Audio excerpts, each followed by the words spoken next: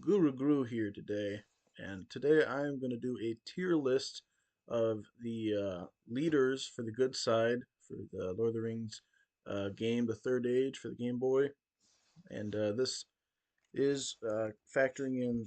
This is for normal mode. Harder modes, the enemies are tougher, and that does kind of change what is valuable and what is less valuable. So this is just factoring in for normal mode.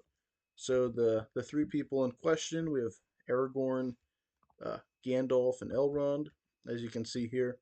So I'll just kind of sum them up a bit before I put them in a tier list. So just kind of touch on some of the statistics. So hit points, that's pretty self-explanatory. Spirit points, you generate those so you can use skills. Movement, that's just how many tiles you can move. Attack, that's damage.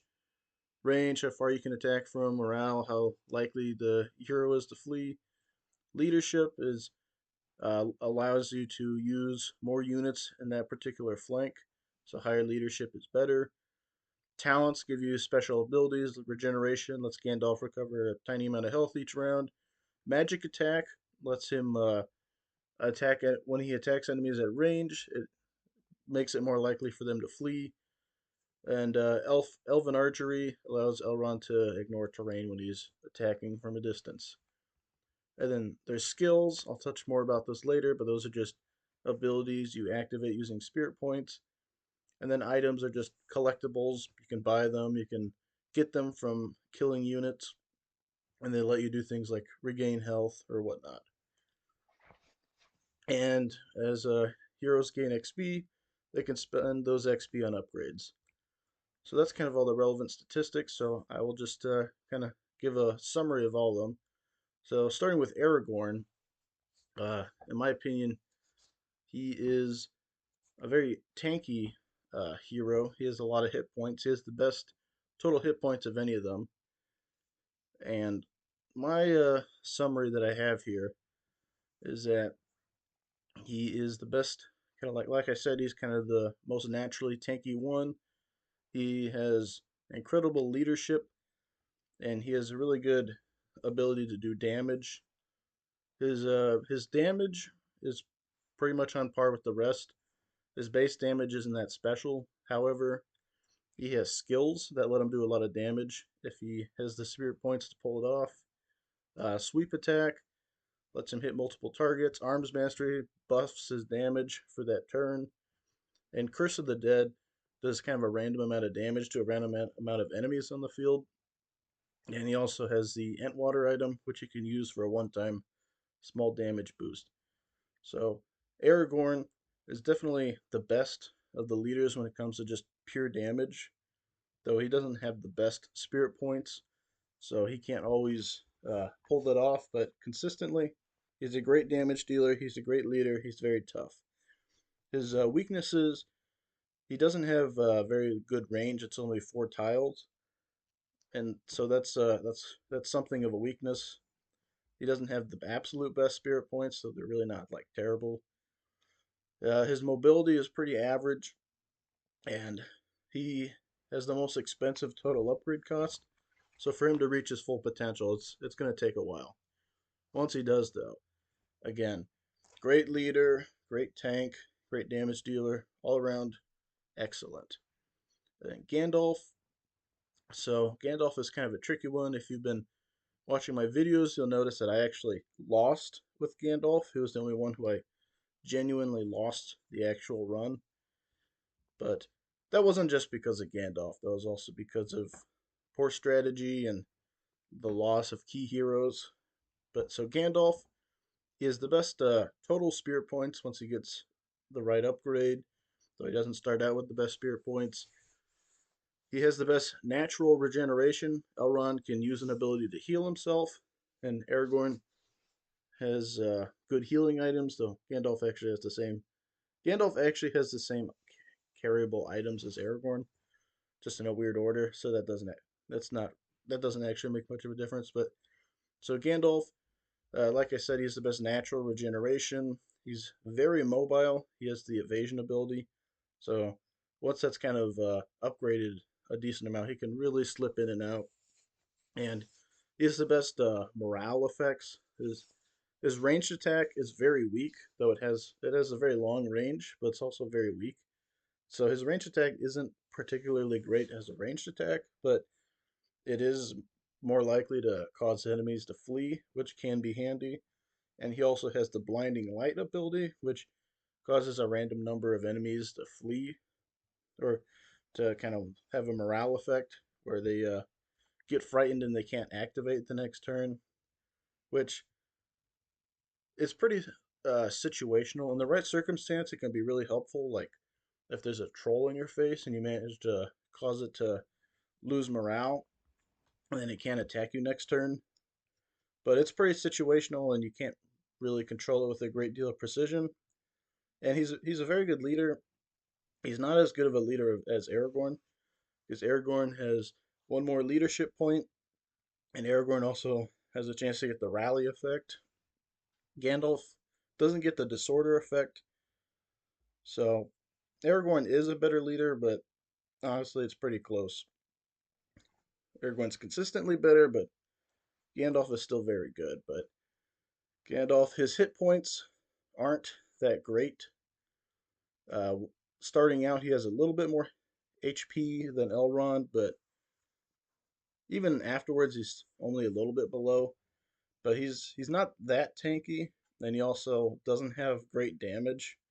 Once he's upgraded, he's attacking in melee for 7 damage, which is good.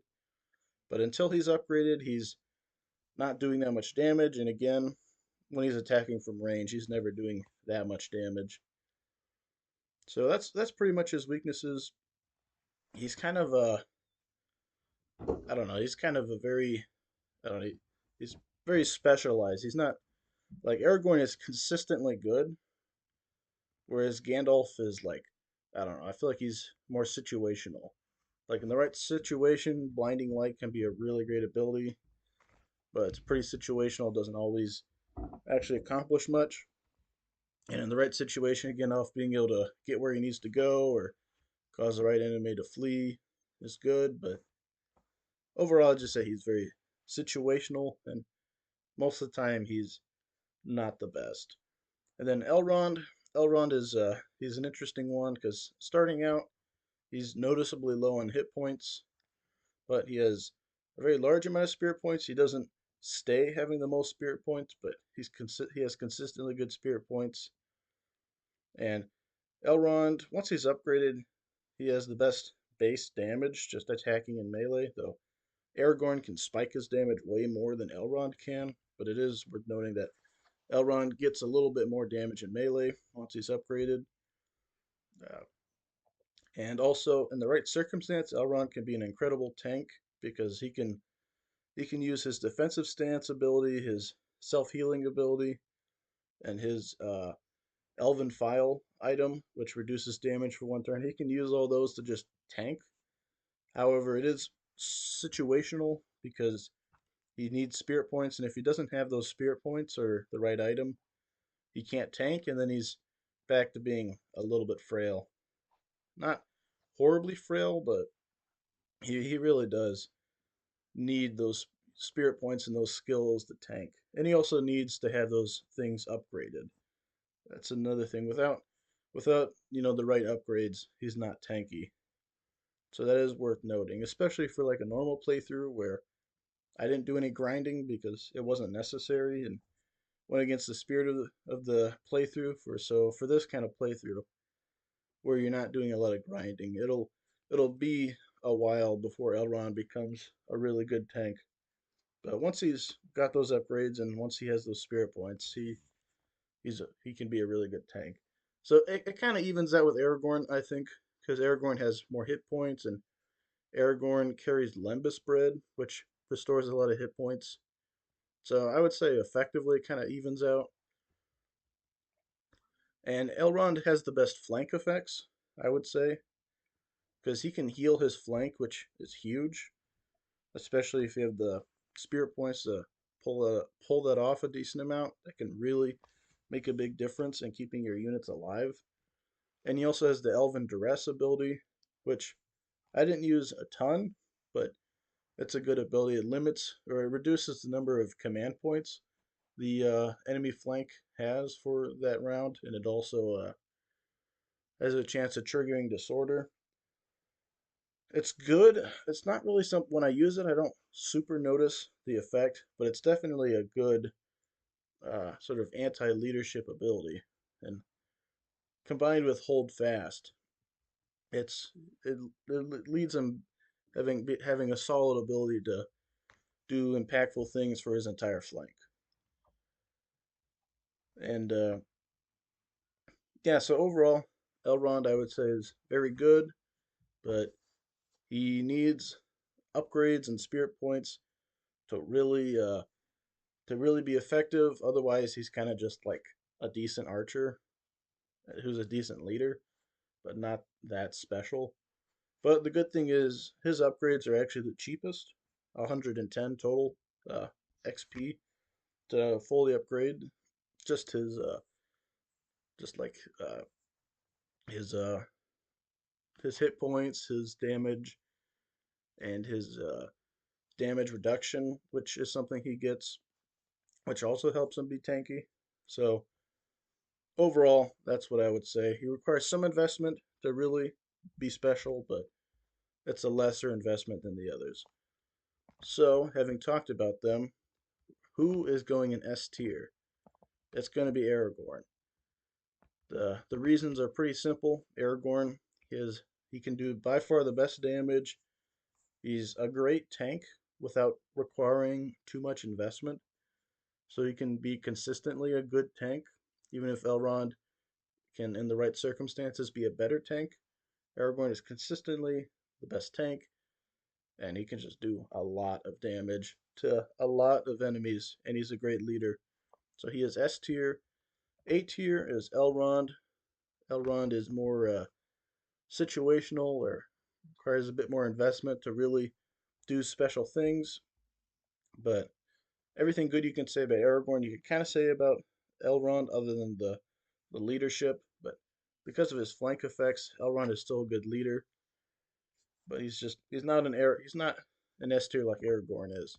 Then Gandalf is B tier. I'm almost tempted to put him in C tier because I did lose the game with him. However, Gandalf is still good. He's a good leader. He especially since he's the inspire skill, which can allow you to use more units on your turn. And he in a straight up like fight, he's not that tanky, but because of his mobility and his stealth skill, which reduces range damage for him, and his regeneration, he can actually be quite tanky. Well, circumstantially, he can be quite tanky. He can get out of tough spots. He can uh, set himself up to survive ranged attacks. He can heal over time. So he can be tanky in his own way, but it's not on the same level as the other two. And he's a very good leader, but not as good as Aragorn. But I think maybe the biggest reason he's so low is just because he's a bad damage dealer, compared to the other two. And his fear effects are good, but they're pretty or they're not reliable. His abilities to cause fear. So this is my ranking. If you're gonna play this game and do just a normal playthrough, and you wanted the most powerful leader, I would say go Aragorn. He's consistently tough, consistently offensive, consistently the best leader. He is the total package in more ways than one. And plus, I mean, it's Aragorn. It's just classic for that reason. So, if you have any questions or comments, let me down below.